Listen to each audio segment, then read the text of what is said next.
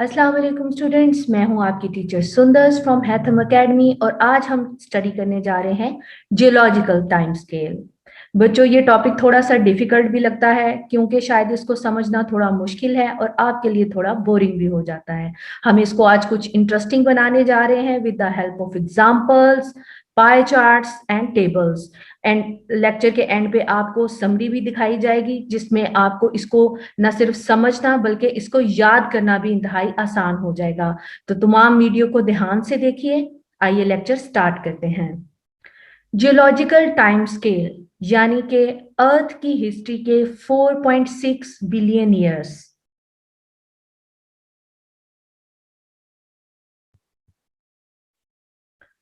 Scientist in 4.6 billion years को कुछ sections में डिवाइड करते हैं। इसको किस तरह से हम अंडरस्टैंड कर सकते हैं, आप अपनी बायोलॉजी की बुक की एग्जांपल ले लीजिए जिसमें मुख्तलिफ यूनिट्स हैं। हर यूनिट कुछ चैप्टर्स पे मुश्तमिल है। हर चैप्टर को छोटे छोटे सेक्शंस में डिवाइड किया जाता है, जैसे उसका इंट्रोडक्शन, उसकी डिटेल और एंड पे एक्सरसाइज। हर सेक्शन में कुछ ना कुछ पेजेस मौजूद हैं। इसी तरह जो टाइम है उसको भी छोटे छोटे सेक्शंस में डिवाइड किया जाता है ताकि आपके लिए उसको अंडरस्टैंड करना और उसके बारे में इंफॉर्मेशन को स्टडी करना इजी हो जाए। अब सवाल उठता है कि ये अर्थ का टाइम स्केल है क्या। तो बेसिकली हमारे लास्ट लेक्चर में हम फॉसिल्स के बारे में पढ़ रहे थे कि किस तरह से जियोलॉजिस्ट एंड पैलेंटोलॉजिस्ट उनकी रिलेटिव डेटिंग करके उनकी एज फाइंड आउट करते हैं। उनकी एज फाइंड आउट करने का हमें क्या फायदा होगा? हमें ये फायदा होगा क्योंकि आज से 4.6 बिलियन ईयर्स पहले हम तो वहां पे मौजूद नहीं थे, लेकिन हम एक पूरे का पूरा लैंडस्केप बना सकते हैं इस इंफॉर्मेशन की बेस पे। साइंटिस्ट ने, खासतौर पे जियोलॉजिस्ट ने रॉक लेयर्स को स्टडी किया और पैलेंटोलॉजिस्ट ने, चाहे वो पैलियोबॉटनिस्ट हो यानी कि वो प्लांट्स के बारे में जान रहे हो या वो पैलियोजोलॉजिस्ट हो यानी कि एनिमल के फॉसिल्स के बारे में स्टडी कर रहे हो, उन्होंने एक किसी खास खित्ते पे नहीं बल्कि world wide rock layer and fossils की स्टडी की और अब तक का जो अर्थ की टाइम पीरियड है हिस्ट्री का उसको छोटे छोटे सेक्शंस में आपकी आसानी के लिए तरतीब दिया। इसमें रेडियो एक्टिव डेटिंग ने खास तौर पे हेल्प की ताकि वो टाइम स्केल को एब्सोल्यूट डिविजन्स में तरतीब दे सकें। इसको अंडरस्टैंड करने के लिए हम एक क्लॉक की एग्जांपल लेते हैं, जैसे कि आपको यहाँ पिक्चर में दिखाई दे रहा है। फॉर एग्जाम्पल, जब घड़ी की सुइयां यहाँ 12 पे पहुंचती हैं तो आप समझें ये वो टाइम है जब अर्थ 4.6 बिलियन ईयर्स अगो मार्स वजूद में आई। अब इन 12 डिवीजन में आपको 60, अगर हम 1 घंटे की बात करें तो उसमें 60 मिनट नजर आएंगे। हर 60 मिनट में फर्दर सेकंड्स मुश्तमिल हैं।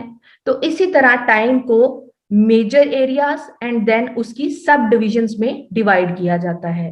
वो कौन कौन से मेजर एरियाज हैं और वो कौन कौन सी सब डिविजन्स हैं उसके बारे में देखते हैं।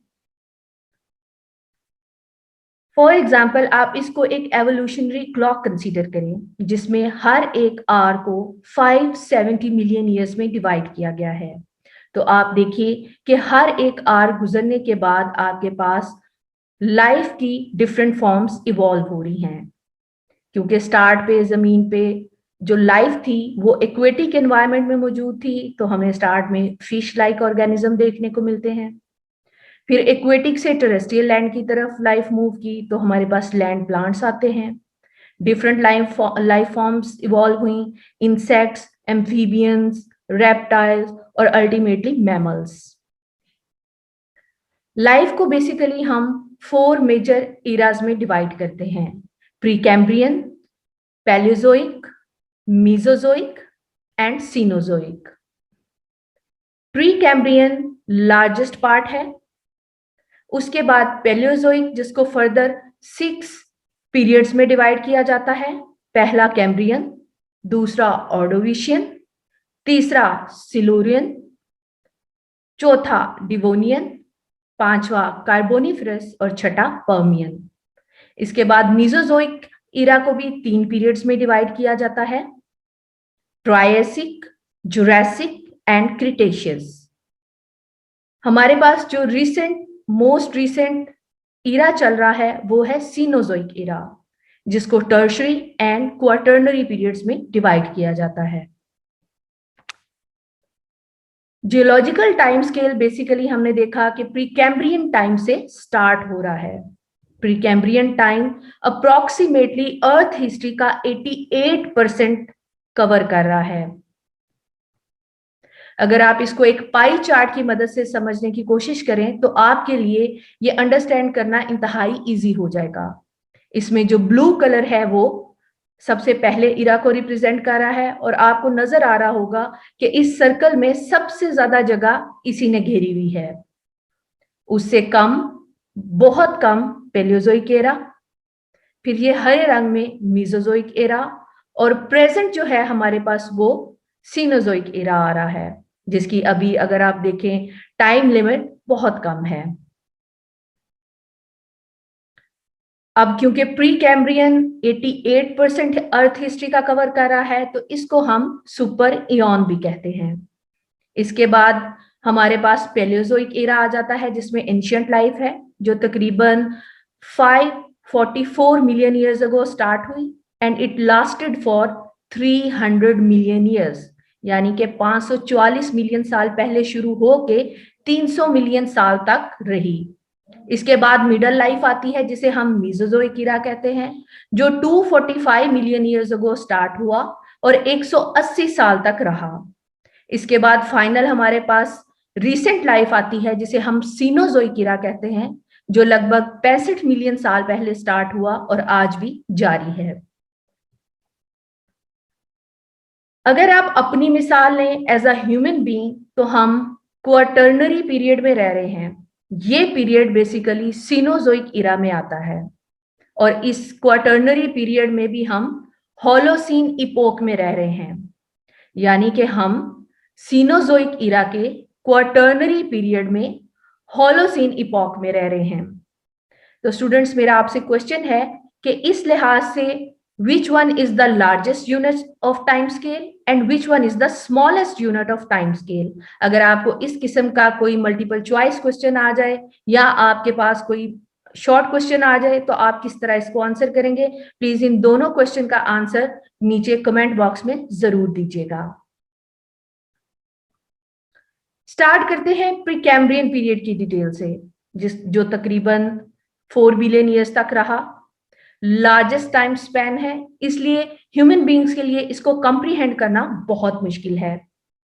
आप एग्जांपल लें एक क्लॉक की, जिसमें 24 घंटे हैं, और अगर हम जियोलॉजिकल टाइम स्केल को देखें तो प्रीकैम्ब्रियन पीरियड इन 24 में से लगभग 21 घंटों पे मुश्तमिल होगा। अब हम देखते हैं कि प्रीकैम्ब्रियन इरा में कौन कौन से इंपॉर्टेंट वाकयात रूनुमा हुए। सबसे पहले तो जमीन का मार्ज वजूद, उसके बाद यहाँ पे सबसे पहली लाइफ फॉर्म का अरोज होना, सबसे पहली प्लेट टेक्टोनिक्स की मूवमेंट, प्रोकैरियोट से यूकैरियोटिक लाइफ का इवॉल्व होना, एटमॉस्फेयर के अंदर ऑक्सीजन का अबंडेंस में आना।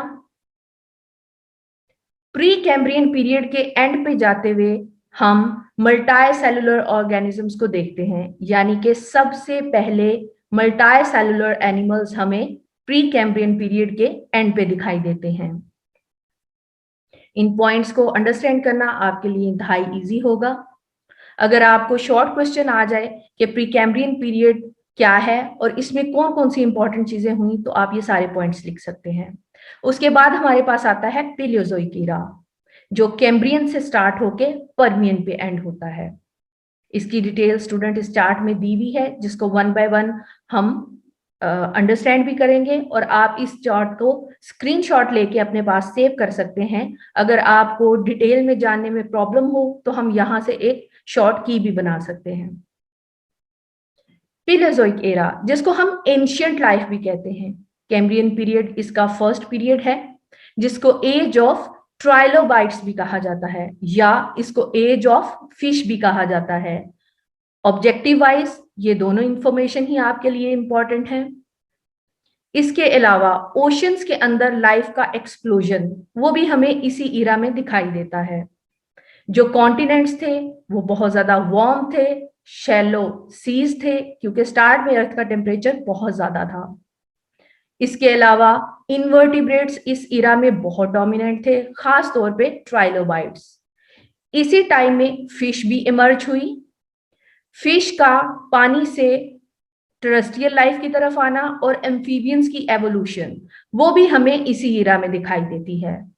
इसके अलावा सबसे अर्लीस्ट लैंड प्लांट्स, जिसमें मॉसेस, फर्न्स और कोन बेरिंग प्लांट्स आते हैं, वो भी इसी ईरा में आते हैं। स्टूडेंट्स इसको अच्छी तरह से याद रखिएगा कि सबसे पहले प्लांट्स, लैंड प्लांट्स खास तौर पे, वो पीलियोजोइक ईरा में आते हैं और उसकी एग्जांपल भी आपको याद होनी चाहिए, mosses, ferns and cone bearing यानी के जिम्नोस्पर्म्स।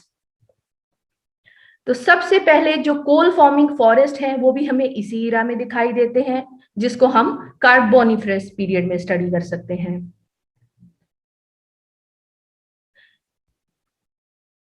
ट्राइलोबाइट्स एंशिएंट सीज में रहते थे और डायनासोर्स की एग्जिस्टेंस से पहले ही एक्सटिंक्ट हो गए। कैम्ब्रियन पीरियड को हम एज ऑफ ट्राइलोबाइट्स के नाम से भी जानते हैं। स्टूडेंट्स इस पिक्चर में आपको कुछ इम्प्रिंट्स और प्रिजर्व्स नजर आ रहे हैं ट्राइलोबाइट्स के। ब्रेकियोपोड्स मरीन एनिमल्स हैं जो कि बायवॉल्व से रिजेंबल करते हैं। फॉर एग्जांपल आप प्रेजेंट डे क्लैम्प्स वगैरह। अर्ली फिश कुछ इस तरह से दिखाई देती थी जैसे कि आपको पिक्चर में नजर आ रहा है। अर्ली फिश में जॉज नहीं थे और इसमें से कुछ फिश जो हैं वो प्रेजेंट डे शार्क्स भी कहलाती हैं। ये फ्रिल्ड शार्क है जो कि जापान में मिली थी। ये काफी 100 साल पुरानी है और इसको लिविंग फॉसिल भी कंसीडर किया जाता है। ये अर्ली लैंड प्लांट्स हैं जिसमें हमारे पास राइट साइड पे कोन बेरिंग यानी कि जिम्नोस्पर्म्स है, ये कुछ मॉसिस हैं और ये फर्न्स। मीजोजोइक एरा यानी कि मिडल लाइफ, इसके स्टार्ट में कॉन्टिनेंट्स जो ज्वाइंट थे in the form of a Pangaea, they broke up in the middle of this era. Reptiles इस एरा में अबंडेंटली मौजूद थे। रेप्टाइल्स में अगर हम देखें, क्योंकि उन्होंने ड्राई क्लाइमेटिक कंडीशंस में सरवाइव करना था as compare to aquatic environment, तो इनकी स्किन बॉडी फ्लूइड्स को मेंटेन करने लगी और इनके एम्ब्रियोस शेल के अंदर रहने लगे ताकि वो वाटर की एवेपोरेशन को काउंटर कर सके। डायनासोर्स बेसिकली इस इरा में बहुत ज्यादा एक्टिव थे। सबसे पहले स्मॉल डायनासोर्स ट्राइएसिक पीरियड में इवॉल्व हुए। उसके बाद larger in size and more abundant in number dinosaurs हमारे पास जुरासिक पीरियड में आते हैं। आपने जुरासिक पार्क मूवी भी देखी होगी, वो इस चीज को काफी हद तक एक्सप्लेन भी करती है। इसके अलावा कुछ स्मॉल मैमल्स और बर्ड्स वो भी इसी इरा में इवॉल्व हुए। मैमल्स बहुत छोटे थे, वार्म ब्लडेड एनिमल्स थे, यानी कि अपनी बॉडी का टेम्परेचर खुद मेंटेन कर सकते थे as compare to aquatic cold blooded organisms.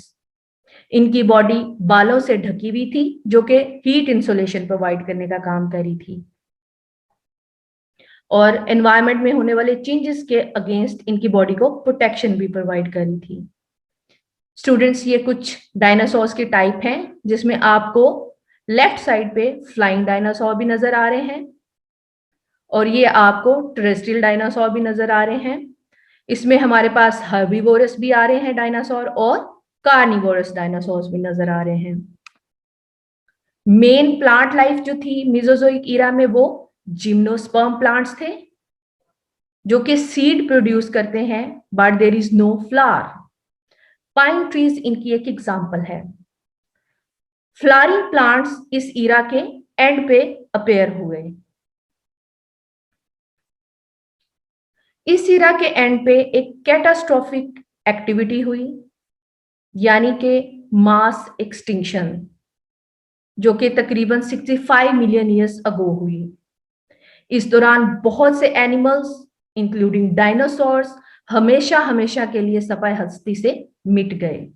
इसमें मीटियोराइट इम्पैक्ट हाइपोथेसिस हम स्टडी करते हैं।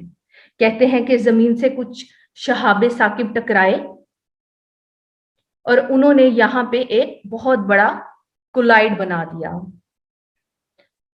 क्लाउड फॉर्मेशन हो गई, स्मोक था, डस्ट थी जिसने एयर को फिल कर दिया। सनलाइट प्रॉपरली अर्थ पे पेनिट्रेट नहीं कर पा रही थी, जिसकी वजह से प्लांट्स अपना autotrophic mode of nutrition perform ना करने की वजह से उनकी डेथ होना स्टार्ट हो गई। उन प्लांट्स को खाने वाले जानवर यानी कि हर्बीवोर्स वो मरना शुरू हुए। फिर इन हर्बीवोर्स को खाने वाले कार्निवोर्स भी मरना शुरू हो गए due to lack of food. लेकिन बच्चों, इस टाइम पे सारी ही लाइफ फॉर्म्स एक्सटिंक्ट नहीं हुई। कुछ लाइफ फॉर्म्स जो सरवाइव कर गईं और उन्होंने अपने करेक्टरिस्टिक अपने डिसेंडेंट में ट्रांसफर किए, वही हमारे आबाओ अजदाद थे एज पर साइंस। और आज हम उन्हीं की बदौलत जिंदा हैं क्योंकि उन्होंने इस हार्श एनवायरमेंटल कंडीशन को सरवाइव किया। तो these survivors doesn't extinct and they give rise to the descendants of present day era. बच्चों, ये मीजोजोइक इरा में मौजूद कुछ रेप्टाइल्स हैं। ये उनके फोसिल आपको दिखाई दे रहे हैं।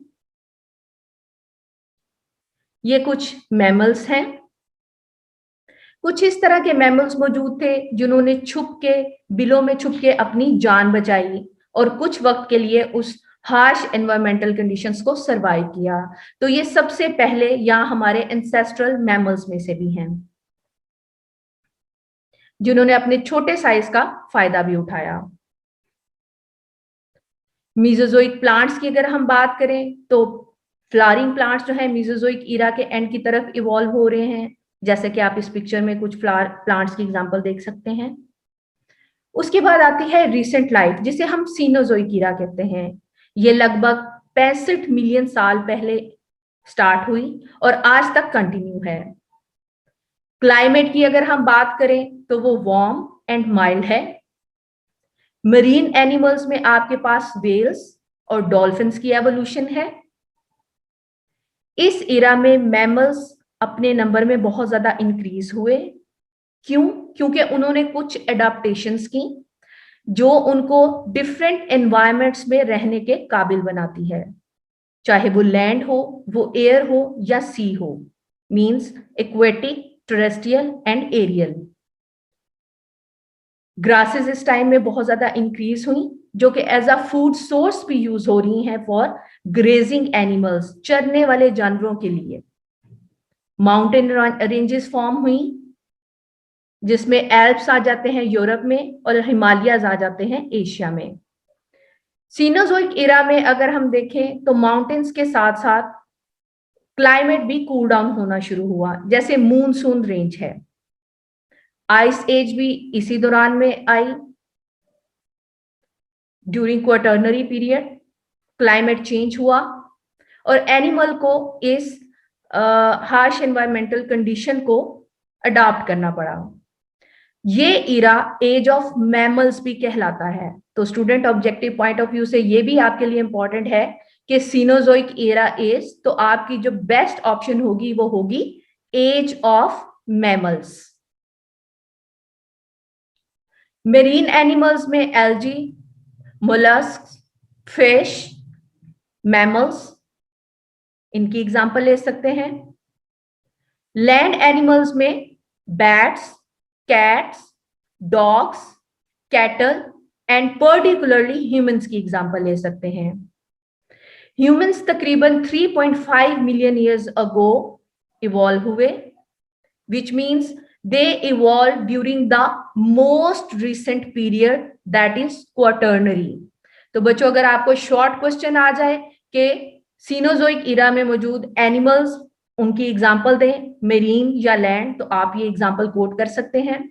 ह्यूमन की एवोल्यूशन का पूछा जाए तो आपको पता होना चाहिए कि हम कितने मिलियन ईयर्स अगो पहले अपेयर हुए और किस पीरियड में अपेयर हुए। इसके अलावा एंजियोस्पर्म्स यानी कि फ्लावरिंग प्लांट्स, वो भी मोस्ट कॉमन है इस एरा में। बच्चों ये कुछ सिनोजोइक मैमल्स की पिक्चर्स हैं, जिसमें आपको मैमथ भी दिखाई दे रहा है, यहाँ पे एक बहुत बड़े साइज का हाथी। इसके अलावा टेस्मेनियन वुल्फ, ये कुछ स्पीशीज हैं जो एक्सटिंक्ट हो चुकी हैं due to harsh environmental condition को अडॉप्ट ना करने की बिना पे। इसके अलावा राइनोसरस है, ह्यूमन बींग्स हैं, we are still present today because हमने उन अडॉप्टेशंस को अपनी बॉडी में अडॉप्ट किया। ये कुछ फ्लावरिंग प्लांट्स हैं which are most common during the Cenozoic era. तो बच्चों इसकी समरी देखते हैं। सबसे पहले आपके पास आ जाता है प्री कैम्ब्रियन ईरा, जिसमें फर्स्ट स्केलेटल एलिमेंट्स हैं, फर्स्ट सॉफ्ट बॉडी एनिमल्स हैं। इसके अलावा एक्वेटिक ऑटोट्रॉफिक ऑर्गेनिज्म, जिनमें हम साइनोबैक्टीरिया की एग्जांपल ले लेते हैं, जिनकी वजह से एनवायरनमेंट में ऑक्सीजन की अमाउंट बढ़ी और H2O की फॉर्मेशन स्टार्ट हुई, जिसकी कंडेंसेशन से बारिशें स्टार्ट हुई और अल्टीमेटली जमीन का टेम्परेचर ठंडा होता चला गया और लैंड पे एनिमल्स की एवोल्यूशन को फेवर किया। उसके बाद हमारे पास आता है पेलोजोइक एरा, जिसमें कैम्ब्रियन पीरियड में फर्स्ट फिश और फर्स्ट कॉर्डेट्स की एवोल्यूशन है। ऑर्डोविशियन में डाइवर्सिफिकेशन है डिफरेंट फैमिलीज की। सिलेरियन में फर्स्ट वेस्कुलर प्लांट्स यानी कि जाइलम एंड फ्लोएम वाले प्लांट्स आ रहे हैं आपके पास। डिवोनियन में first amphibians and jawed fish diversity है। उसके बाद हमारे पास आता है कार्बोनिफरस पीरियड, जिसमें फर्स्ट रेप्टाइल्स हैं, स्केल ट्रीज हैं और सीड फर्म्स हैं। पर्मियन पीरियड, इसमें मेजर एक्सटिंक्शंस भी हैं और रेप्टाइल्स की डाइवर्सिटी भी है। उसके बाद हम चलते हैं मीसोजोइक ईरा की तरफ, जिसमें ट्रायसिक पीरियड फर्स्ट वन है, जिसमें फर्स्ट स्मॉल साइज्ड मैमल्स की एवोल्यूशन है, first small and herbivorous dinosaurs हैं। उसके बाद जुरासिक पीरियड, जिसमें डायनासोर्स की डाइवर्सिफिकेशन है और फर्स्ट बर्ड्स की एवोल्यूशन भी है, यानी कि फ्लाइट मोड भी आ रहा है। उसके बाद हमारे पास क्रिटेशियस पीरियड है, जिसमें फर्स्ट फ्लावरिंग प्लांट्स यानी कि एंजियोस्पर्म्स हैं, फर्स्ट प्राइमेट्स हैं और डायनासोर्स की एक्सटिंक्शन है। एंड पे हमारे पास आता है प्रेजेंट डे या रिसेंट लाइफ सीनोजोइक एरा, जिसमें पेलियोजीन है, नियोजीन है और क्वाटर्नरी पीरियड है। पेलियोजीन एंड नियोजीन में मैमल्स की डाइवर्सिटी है और क्वाटर्नरी पीरियड में एवोल्यूशन ऑफ ह्यूमंस है। मैं उम्मीद करती हूं स्टूडेंट्स इस चार्ट की मदद से इन इरास को, उसके पीरियड्स को और उसमें होने वाले इंपॉर्टेंट इवेंट्स को मेमोराइज करना आपके लिए बहुत इजी हो जाएगा। इसके साथ साथ आपने इसमें मौजूद पाई चार्ट को भी कंसीडर करना है, जिससे आपको ये मेमोराइज करने में आसानी होगी कि कौन सा पीरियड या कौन सा इरा कितने सौ साल पहले स्टार्ट हुआ और कितने अरसे के लिए रहा, क्योंकि ये भी आपके लिए याद करना बड़ा इंपॉर्टेंट है, क्योंकि इसमें से काफी दफा मल्टीपल चॉइस क्वेश्चंस पूछे गए हैं। स्टूडेंट्स, आज का लेक्चर हमारा यहीं तक था। मैं उम्मीद करती हूं कि आपको बहुत अच्छे से समझ आया होगा। अगर आपको कोई भी क्वेश्चन हो या अगर आपको इसमें मौजूद जो चार्ट्स हैं वो सेपरेट वर्ड फॉर्म में भी चाहिए, तो प्लीज कमेंट्स में बताइएगा, हम वो आपको प्रोवाइड करेंगे। Thank you students, take care, अल्लाह हाफिज।